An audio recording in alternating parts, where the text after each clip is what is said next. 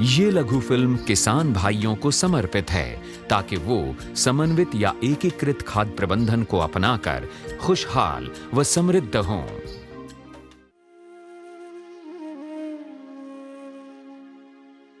आ गए किसना के बापू। मुझे आवाज लगा दी होती। कोई बात।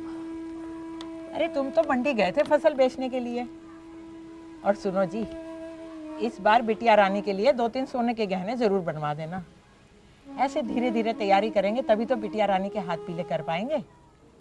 सोने के गहने बनवा देना। मैं तो ये सोच रहा हूँ खेती के लिए जो कर्ज लिया है वो कहाँ से अदा होगा।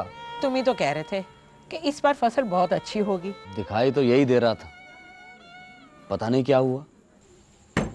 कौन? कैसी हो छोटी? अरे भैया आप। माँ बापू भैया आ गए। पायला घुमा, पायला घुमा बापू। हाँ ठीक। क्या बात है माँ? अभी अभी तेरे बापू मंडी से फसल बेच के आ रहे हैं। अच्छा अच्छा, तो ये बात है माँ। आज बापू की आंटी नोटों से भरी हुई है, इसीलिए खामोश हैं। अरे नहीं बापू, अब मैं आपसे पैसे नहीं मांगूंगा। जानते हैं बापू, एमएससी कृषि मैंने फर्स्ट क्लास में पास किया है। क्या बात है माँ, बापू को खुशी नहीं हुई? क्या हुआ बापू को?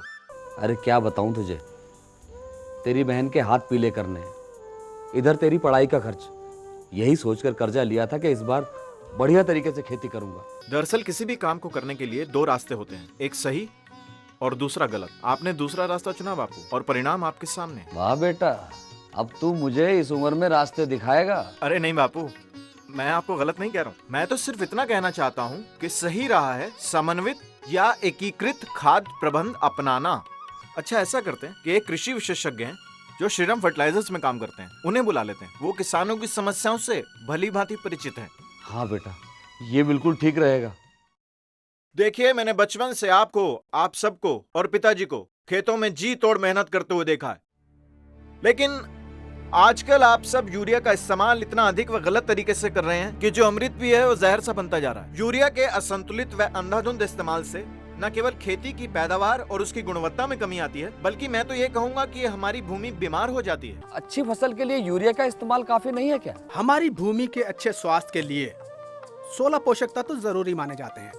वास्तव में भूमि परीक्षण के आधार पर खादों का इस्तेमाल हमारी खेती का यकीनी आधार है। इस तरह तो हम लोगों का खर्चा और ज्यादा बढ़ जाएगा। इस तरह के प्रबंध से शायद खर्चा कम ही होगा, क्योंकि यूरिया के खर्च में जो कटौती होगी उसमें तो 2-3 अन्य खादें आ सकती हैं। और हाँ, बात रही कंपोस्ट की, तो भाई उसको तो बनाना बहुत आसान है। देखिए, सुपर कंपोस्ट की तरह वर्मी कंपोस्ट भी एक प्राकृतिक उर्वरक है जो जैविक क्रिया के द्वारा बनाई जाती है, और इसे बनाने में करीब करीब वही प्रक्रिया अपनाई जाती है। वैसा ही गड्ढा बनाया जा सकता है या पक्का चौतरा बनाया जा सकता है, और सुपर फास्फेट के स्थान पर केंचुए डाले जाते हैं। वर्मी कंपोस्ट 1.5 से 2 महीने में बनकर तैयार हो जाती है। बस मैं इतना ही कहना चाहूँगा कि फलीदार फसलों पर आधारित फसल चक्र अपनाना भी इस दिशा में एक महत्वपूर्ण कदम है। तो भाइयों, आज से हम सब की राह समन्वित खाद्य प्रबंध की राह है। आओ हम सब प्रण करें, बढ़िया बीज लगाएंगे, समन्वित खाद्य प्रबंध द्वारा जीवन को स्वर्ग बनाएंगे।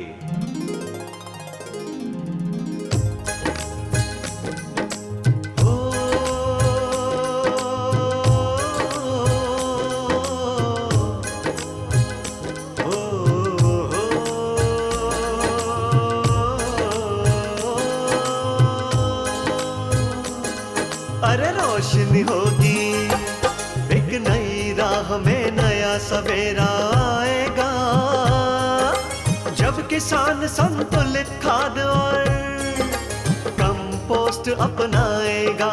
समन्वित खाद प्रबंध, उन्नत खेती